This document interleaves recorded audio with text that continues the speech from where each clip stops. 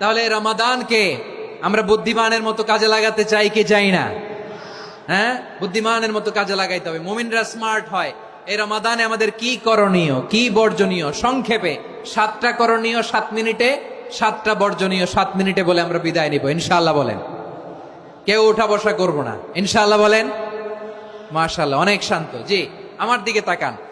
রমাদানে, আসন্ন রমাদানে আমাদের 7টি করণীয়। 1 নাম্বার করণীয়, এই রমাদানকে আপনি কোরআনময় করে তুলুন। কোরআনময় করে তুলুন 2025-এর রমাদান। এই হচ্ছে আজকের প্রোগ্রামের স্লোগান। জোরে বলেন ঠিক কিনা?